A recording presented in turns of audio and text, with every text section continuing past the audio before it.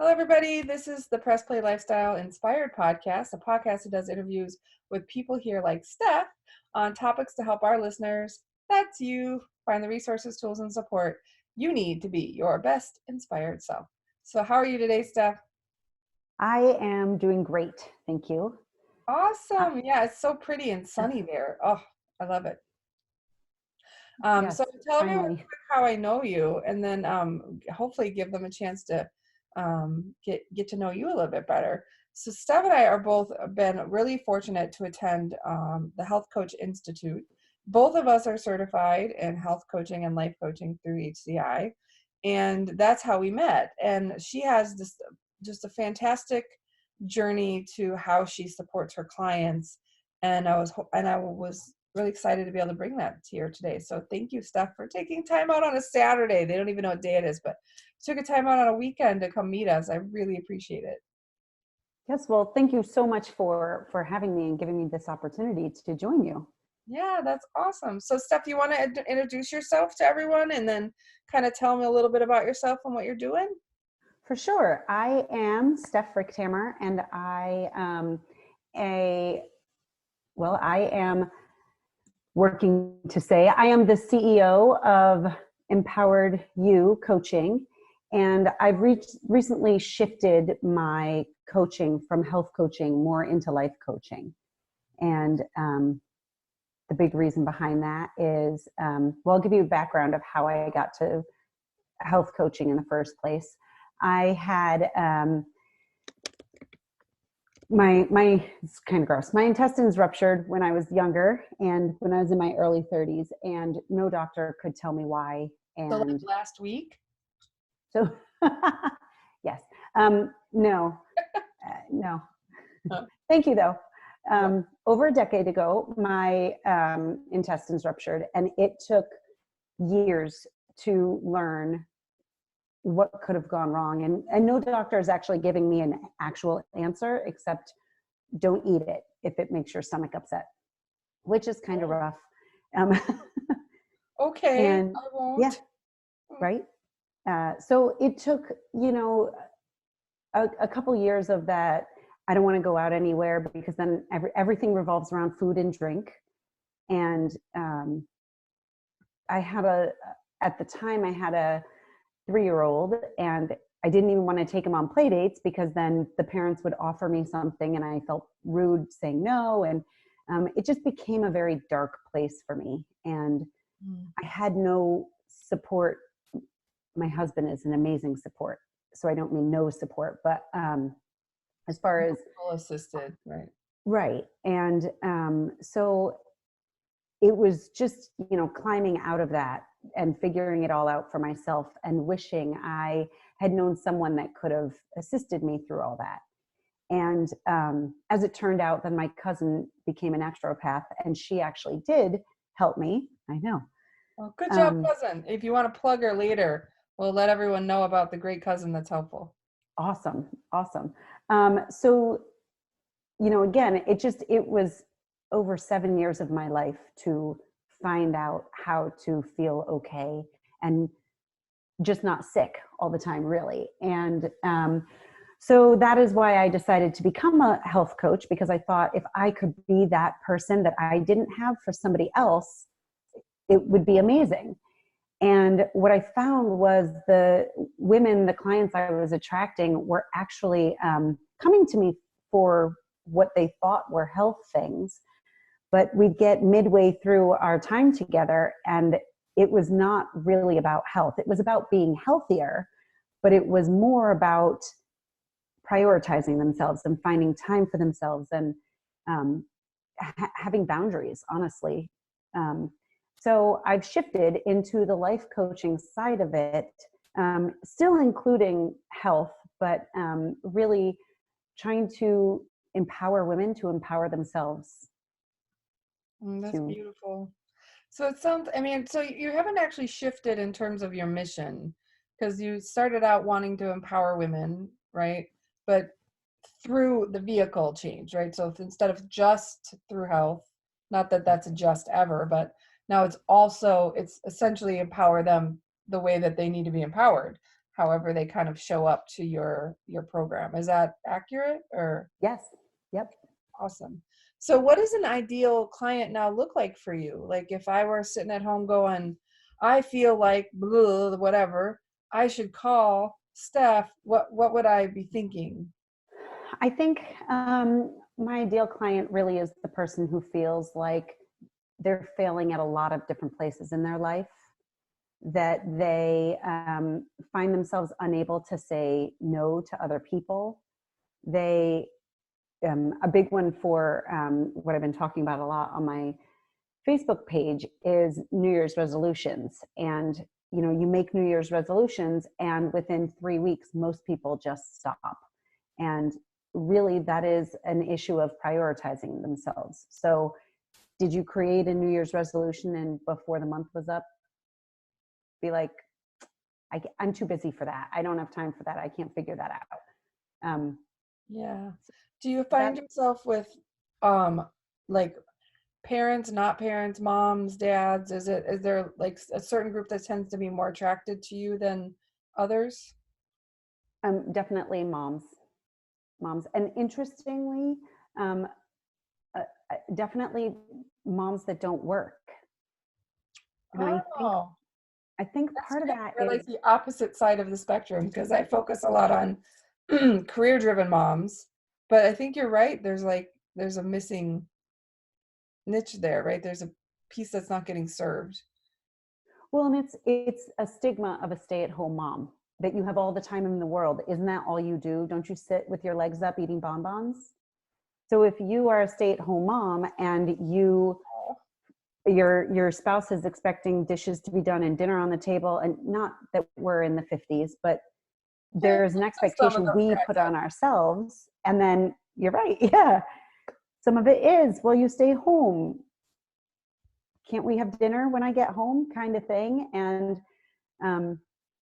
I think it's the idea that we have to please the other people. We have to do all the things that they say we have to do with our children all the time. And we have to do all the things that our spouse is expecting us to do. But then that leaves us at the bottom. And Yeah, it doesn't break your heart. it There's so does. many beautiful, amazing, fantastic moms living what I call white lie living.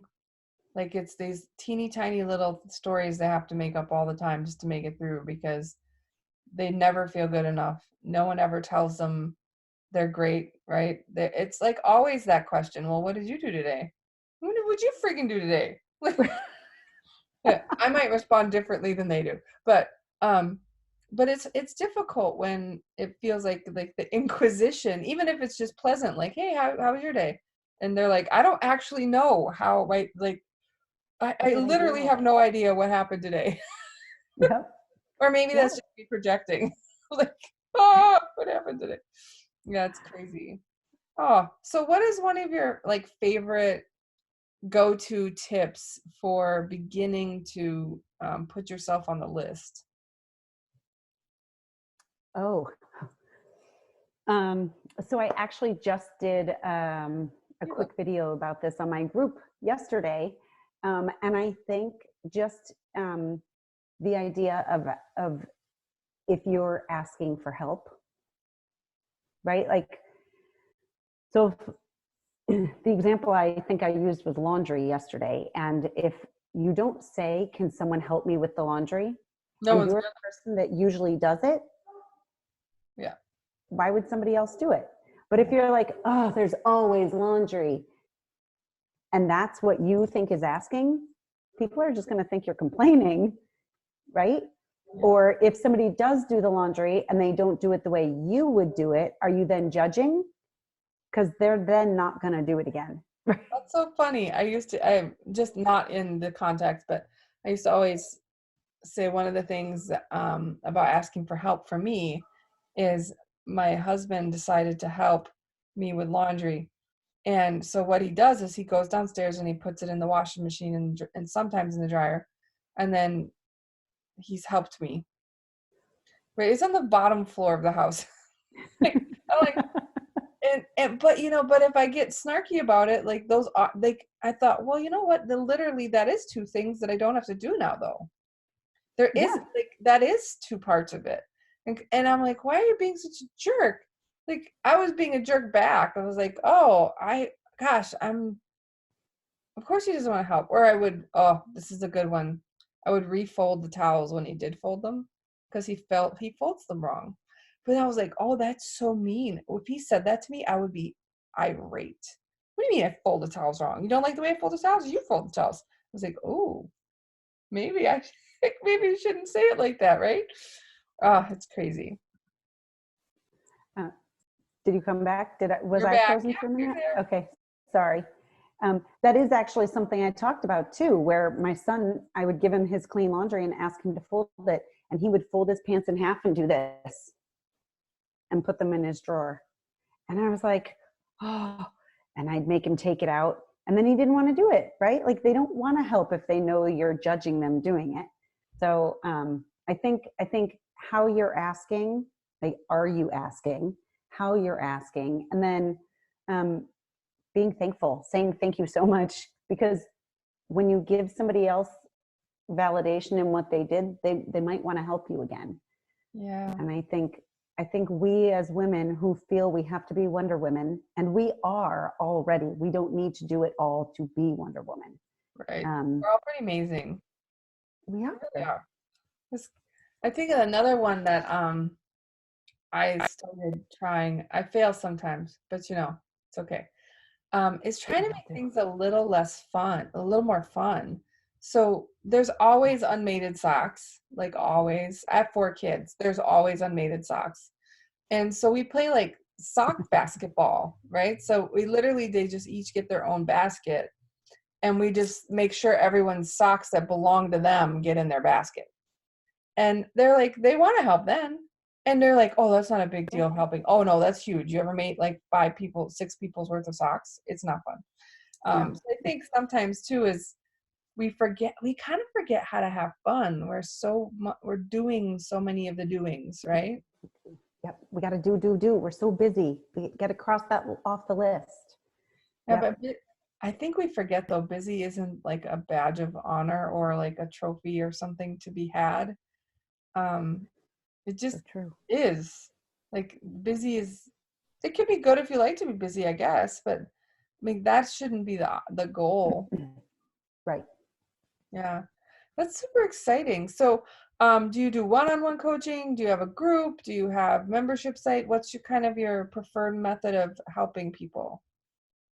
So I do one-on-one coaching. I also do accountability calls, which instead of 45 minutes to an hour once a week, it's just a 20-minute call to say, the first call is about an hour and we talk and figure out exactly what the goal is.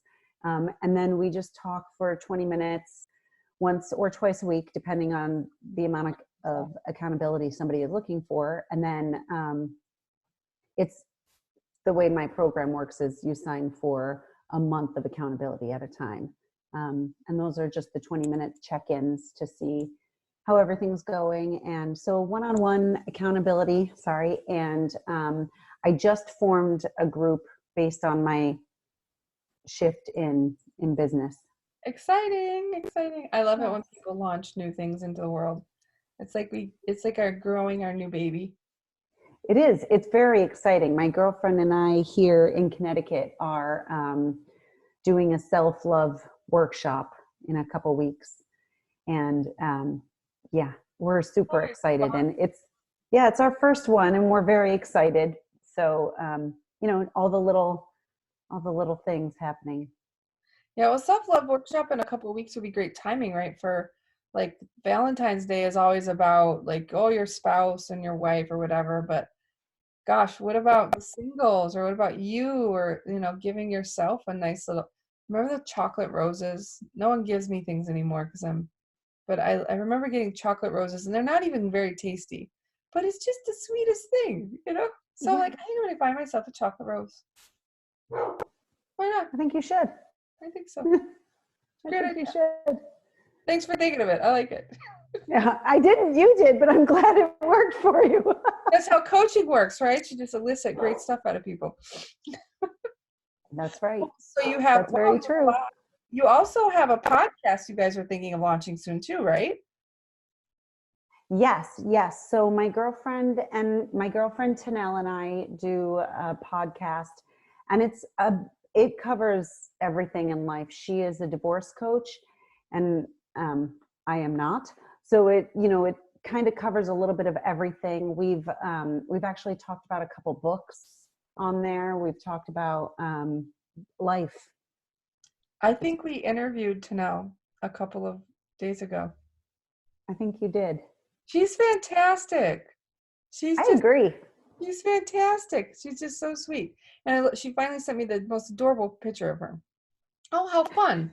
The world is Yeah. so small. I think that's awesome. Oh yeah, you guys totally have to get that distributed to more platforms. I know you're already out there, but I'm super excited to see you guys launch that. Such a small world. I didn't It even, is. that's so exciting. She's So actually HCI as well. yeah, I think when we met some other place too, I don't know, my boss moms or something like that.